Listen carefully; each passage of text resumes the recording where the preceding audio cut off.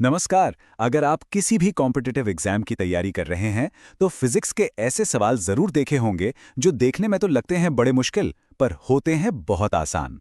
तो चलिए आज तरंग दैर्ध्य यानी वेवलेंथ की एक ऐसी ही चुनौती को मिलकर सॉल्व करते हैं। तो चलिए सीधे सवाल पर आते हैं। सवाल ये है कि 10 मीटर की दूरी में एक साउंड वेव 20 संपीड़न यानी कंप्रेशंस और 20 विरलन यानी रेरेफैक्शंस बनाती है। तो इस तरंग का तरंगदैर्ध्य क्या होगा?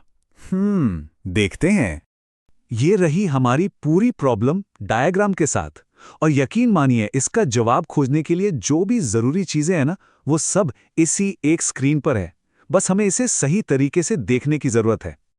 अब इसको सॉल्व करने से पहले चलिए कुछ बेसिक कॉन्सेप्ट्स को समझ लेते हैं। आखिर ये संपीड़न और विरलन ये सब होता क्या है?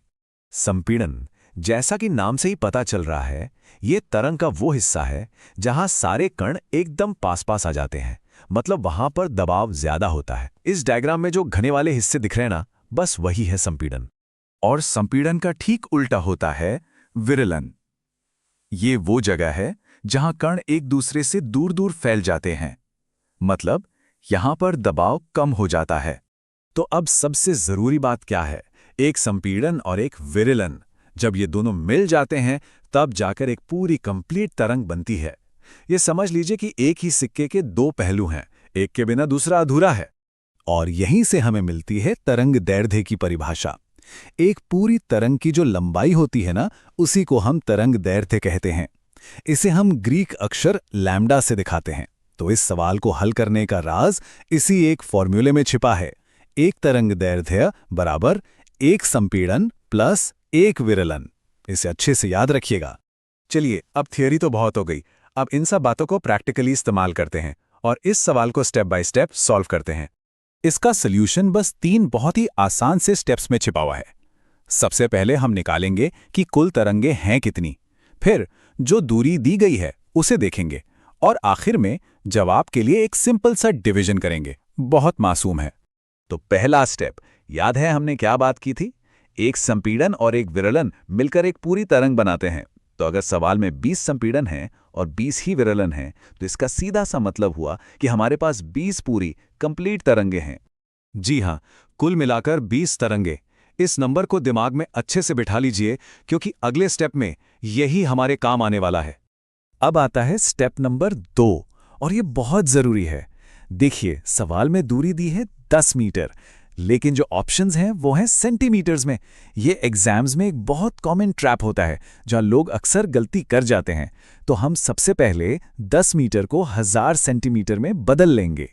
और अब हम अपने आखिरी स्टेप पर हैं। जवाब बस एक कदम दूर है। हमें बस कुल दूरी को तरंगों की कुल संख्या से डिवाइड करना है। मतलब 1000 सेंटीमीटर को 20 से डिवाइड करना है। और ये आ गया हमारा जवाब 50 सेंटीमीटर। ये हमारे ऑप्शन ए से मैच करता है। देखा कितना सिंपल था। अच्छा, अब एक प्रो टिप। कॉम्पिटिटिव एग्जाम्स में टाइम ही तो सब कुछ होता है ना? तो चलिए इस सवाल को और भी तेजी से, मतलब एकदम फास्ट ट्रैक तरीके से हल करने की एक ट्रिक देखते हैं। ये शॉर्टकट आपका बहुत सारा कीमती समय बचा सकता है। और ट्रिक बहुत ही सीधी साधी है। बस इस एक लाइन को याद रखिए। तरंग दैर्ध्य निकालना है तो कुल दूरी को कुल तरंगों की संख्या से भाग दे दो। बस ये फॉर्मूला आपको बिना किसी कंफ्यूजन के सीधे सही जवाब तक ले जाएगा। चलिए अब एक बार फटाफट से सबसे जरूरी बातों को दोहरा लेते हैं ताकि ये एग्जाम के दिन आपको अच्छी तरह से याद रहें। याद रखने वाली 4 सबसे जरूरी बातें हैं। पहली, एक पूरी तरंग मतलब एक संपीड़न और एक विरलन। दूसरी, तरंगों की कुल संख्या इन जोड़ों की संख्या के बराबर होती है। तीसरी, हमारा गोल्डन फॉर्मूला, तरंग दैर्ध्य बराबर कुल दूरी डिवाइडेड बाय तरंगों की कुल संख्या। और चौथी, यूनिट्स पर हमेशा हमेशा ध्यान देना है। तो ये था हमारा आज का एनालिसिस। लेकिन जाने से पहले आपके लिए एक छोटा सा चैलेंज। अगर सवाल में 20 संपीड़न के साथ सिर्फ 19 विरलन होते तो जवाब क्या होता और क्यों? इस पर जरा सोचिएगा। मिलते हैं अगले एनालिसिस में।